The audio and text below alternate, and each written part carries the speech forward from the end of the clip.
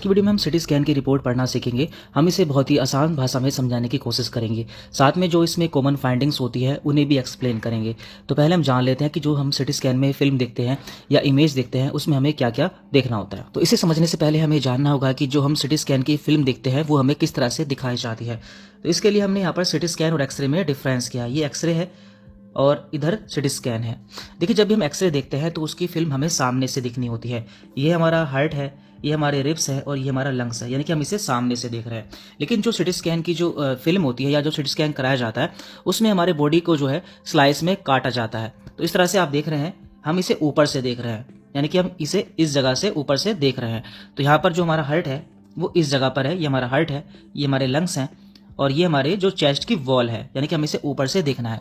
तो आप समझ गए होंगे। और ये हमारी जो रीढ़ की हड्डी होती है, स्पाइन होती है, स्पाइन बोन, वो ये है। आपको समझाने के लिए हमने यहाँ पर एक ट्यूमर भी शो किया हुआ है। यदि हम इस ट्यूमर को या गांठ को एक्सरे में देखते हैं तो कुछ इस तरह से यहाँ पर हमें दिखाई देता है, लेकिन सिटी स्कैन में हमें कुछ इस तरह से यहाँ पर ये दिखाई देता है, क्योंकि हमारे लंग्स है, लंग्स के बीच में जो ट्यूमर है वो इस तरह से हमें दिखाई देता है।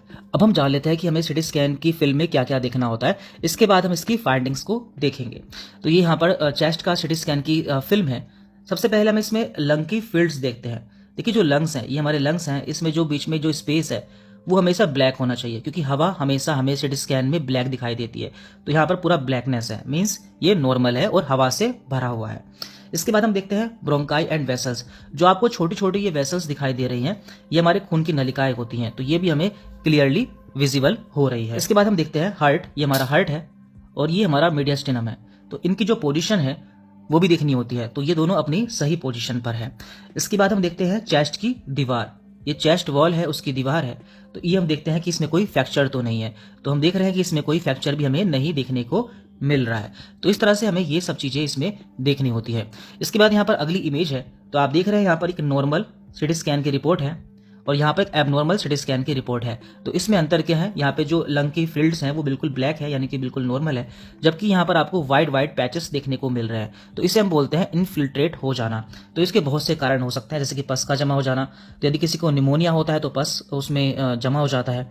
किसी को पल्मोनरी एडिमा होता है तो वहाँ पर फ्लूइड देखने को मिल सकता है। किसी को हेमरेज हो जाता है तो वहाँ पर ब्लड देखने को मिल सकता है। और यदि किसी को कैंसर हो जाता है तो वहाँ पर हमें सेल्स या फिर ट्यूमर देखने को मिल सकता है। तो इस तरह से हम जो सिटी स्कैन की फिल्म को देख सकते हैं। अब यहाँ पर हम फाइंडिंग्स देखने वाले हैं। यहाँ पर हमने उन सभी फाइंडिंग्स को ले लिया है जो कि हमें सिटी स्कैन रिपोर्ट में कॉमनली देखने को मिलती है। तो पहली फाइंडिंग है यहाँ पर ग्राउंड ग्लास ओपेसिटी, यानी कि GGO। तो इसका मतलब क्या है, फेफड़ों में धुंध जैसा पैटर्न या फिर धुंधला पैटर्न। तो आप देख रहे हैं यहाँ पर हमें कुछ इस तरह से धुंधला पैटर्न देखने को मिल रहा है। इसका कारण क्या है, कोविड-19, वायरस इन्फेक्शन या फिर इंटरस्टिशियल फेफड़ा रोग। लक्षण क्या देखने को मिलेंगे, खांसी रहेगी, बुखार रहेगा एवं मरीज का सांस फूलेगा। आगे हमें क्या करना होता है, यदि हल्का है तो अपने आप ठीक हो जाता है, सीवियर केस में ICU तक जाना पड़ सकता है। अगली फाइंडिंग है कंसोलिडेशन, मीन्स फेफड़ा सफेद दिखना। फेफड़े का हिस्सा इन्फेक्शन से घना या फिर सफेद हो जाता है।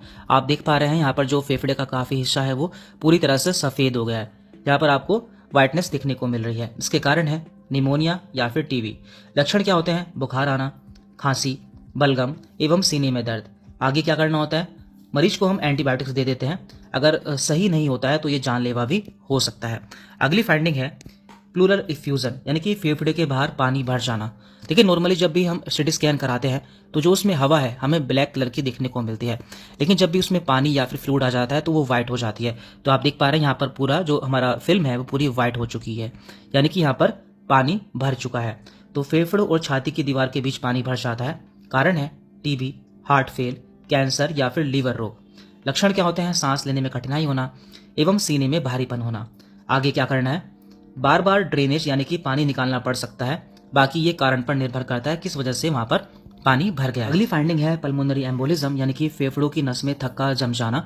तो आप देख रहे हैं हमारे जो फेफड़ों की नसें होती हैं, इस तरह से कई बार इनमें आपको थक्का या फिर क्लोट देखने को मिल सकता है। इसके कारण होते हैं पैर की नस में क्लोट या फिर DVT, means deep vein thrombosis. कई बार हमारे पैर की नस में थक्का जम जाता है जो कि खून के रास्ते हमारे लंग्स में आ जाता है। लंबा बैठे रहना या फिर सर्जरी। लक्षण क्या है, अचानक सांस फूलना एवं सीने में दर्द। आगे क्या करना होता है, देखिए जानलेवा होता है, इसमें हमें तुरंत इलाज की जरूरत होती है। इसके बाद यहाँ पर अगली फाइंडिंग है एम्फिज्मा, यानी कि फेफड़े में हवा भर जाना। जो फेफड़े का ऊतक या टिश्यू होता है वो फटकर उसमें हवा अंदर फंस जाती है। जो हमारा नॉर्मल एल्वियोलाई होता है वो कुछ इस तरह का होता है, ये आप देख रहे हैं इस तरह से होता है, लेकिन जब वो खराब हो जाता है या फट जाता है तो वो इस तरह से हो जाता है। तो इसमें हवा जो होती है वो अंदर फंस जाती है, जिससे कि हम एम्फिज्मा बोलते हैं। इसके बहुत सारे कारण होते हैं, जैसे कि सिगरेट स्मोकिंग आदि। इसके लक्षण क्या है? लगातार खांसी आना, सांस लेने में दिक्कत होना। आगे क्या करना होता है? पूरी तरह से ठीक नहीं होता है, पर दवाइयाँ और इनहेलर से हम इसे कंट्रोल कर सकते हैं। अगली फाइंडिंग है फाइब्रोसिस, यानी कि फेफड़े का सख्त हो जाना। तो फेफड़े का जो टिश्यू है वो परमानेंट सख्त हो जाता है। कारण क्या है? पुराना इन्फेक्शन, टीबी या फिर ऑक्यूपेशनल एक्सपोजर। लक्षण इसके धीरे धीरे बढ़ते हैं और सांस की दिक्कत भी बढ़ती जाती है। आगे क्या होता है? इसमें परमानेंट डैमेज हो जाता है, दवाइयों से केवल इसे स्लो किया जा सकता है। इसके बाद यहाँ पर अगली फाइंडिंग है ब्रोंकिक्टेक्सिस, मीन्स नलियाँ चौड़ी होना। जो सांस की नलियाँ होती हैं या फिर हमारे लंग्स की नली होती है वो चौड़ी हो जाती है। तो इसका कारण क्या है? टीबी, रिपीटेड इन्फेक्शन, यदि बार बार इन्फेक्शन होता है, कई बार ये जन्म से भी हो सकती है। लक्षण क्या है? रोज बलगम वाली खांसी रहेगी और बार बार इन्फेक्शन होगा। आगे क्या करना होता है? देखिए ये क्रोनिक डिसीज यानी कि पुरानी बीमारी है, तो ये पूरी तरह से ठीक नहीं होती है। इसके बाद यहाँ पर अगली फाइंडिंग है लंग नोड्यूल, यानी कि फेफड़े में छोटा स्पॉट हमें देखने को मिलता है। तो जब भी हम रिपोर्ट देखेंगे तो छोटा गोल धब्बा या स्पॉट हमें देखने को मिलेगा। तो आप देख रहे हैं ये हमारे लंग्स हैं, तो लंग्स के बीच में यहाँ पर आपको एक स्पॉट देखने को मिल रहा है। तो ये क्या है? या तो ये टीबी है या इन्फेक्शन है या फिर कैंसर है। इस तरह से यहाँ पर आपको एक स्पॉट यदि देखने को मिलता है। लक्षण क्या होते हैं? अक्सर कोई लक्षण हमें देखने को नहीं मिलता। कभी कभार यदि किसी को टीबी है या इन्फेक्शन है तो खांसी या फिर खून दिखने को मिल सकता है। आगे हमें क्या करना होता है? देखिए आगे हम इसकी बायोप्सी करा सकते हैं, या इसमें बिनाइन एवं कैंसर दोनों ही हो सकते हैं। इसके बाद यहाँ पर अगली फाइंडिंग है लंग मास, यानी कि बड़ी गांठ। कई बार हमारे लंग्स में बड़ी गांठ भी हो जाती है, जिसे कि हम बड़ा लेसन बोल देते हैं। तो आप देख पा रहे हैं यहाँ पर एक बड़ी सी गांठ आपको देखने को मिल रही है। ये या तो कैंसर हो सकता है या फिर फंगल इन्फेक्शन हो सकता है। इसमें जो लक्षण है वो है लगातार खांसी रहना, वजन घटना एवं खून आना। आगे क्या करना है? ये गंभीर समस्या है, तो इसमें बायोप्सी और इलाज जरूरी हो जाता है। अगली फाइंडिंग है मीडियास्टिनल लिम्फेडिनोपैथी, यानी कि जो बीच की ग्लैंड्स होती हैं वो बड़ी हो जाती है।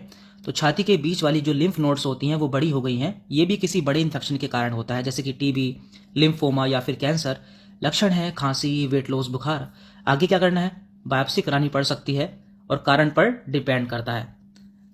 अगली फाइंडिंग है न्यूमोथोरैक्स, यानी कि फेफड़ों में हवा भर जाना या फिर हवा फट जाना। फेफड़ा फटकर हवा छाती में चली जाती है। कारण है चोट लग जाना, सीओपीडी या फिर अस्थमा।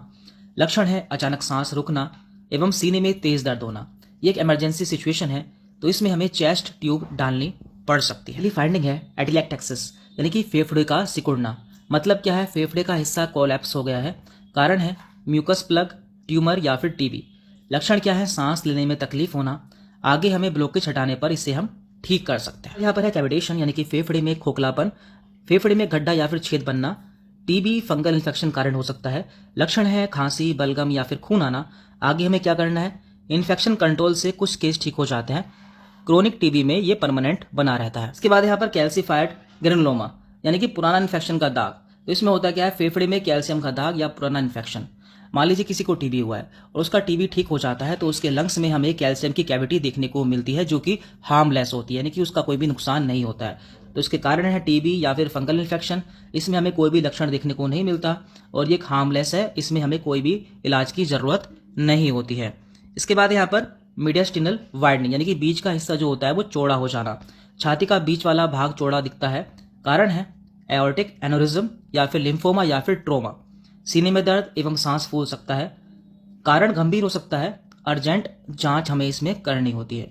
तो यहाँ पर हमने चेस्ट सीटी स्कैन की जितने भी फाइंडिंग्स होती हैं वो सभी देख ली है। यदि आगे भी आप इस तरह की सीरीज को कंटिन्यू देखना चाहते हैं तो आप नीचे कमेंट करके बता सकते हैं, और यदि आप इसमें कुछ चेंजेस चाहते हैं तो वो भी आप हमें बता सकते हैं। देखिए हमारा डायग्नोसिस कॉम्बो लॉन्च हो चुका है, जिसमें आपको 5 बुक्स मिलने वाली हैं, जिसमें कि हैं CT scan, MRI, ultrasound, x-ray and lab test. ये पांचों बुक्स पीडीएफ फॉर्म में अवेलेबल है और ये हिंदी इंग्लिश लैंग्वेज में, यानी कि बहुत ही आसान भाषा में इन्हें लिखा गया है। इन पांचों बुक्स के सैंपल देखने के लिए और इनकी पीडीएफ परचेज करने के लिए आप हमें इस नंबर पर व्हाट्सएप मैसेज कर सकते हैं।